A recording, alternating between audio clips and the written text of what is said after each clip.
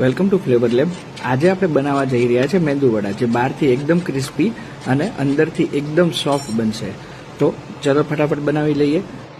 મેંદુવડા બનાવવા માટે અડદની દાળને 5 થી 6 કલાક પલાળીને એને ઓછામાં ઓછા પાણી સાથે ગ્રાઇન્ડ કરવાની છે. ત્યારબાદ એમાં સ્વાદ અનુસાર મીઠું, લીલા મરચાં, આદુ, લીમડો અને ધાણા નાખીને આપણે એને પ્રોપર મિક્સરને મિક્સ કરી લઈશું.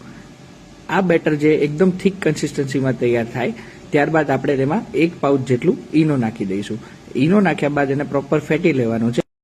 ત્યારબાદ વિડીયોમાં બતાવ્યા મુજબ ભીના હાથ કરીને પ્રોપર આપણે વડાનો શેપ આપી દઈશું. ભીના હાથ કરવા એટલા માટે જરૂરી છે જેથી તમારો અડદનો જે દાળ છે એ તમારા હાથમાં ચોંટશે નહીં. ત્યારબાદ એને મીડિયમ ફ્લેમ પર આપણે વડાને તળવા માટે મૂકી દઈશું.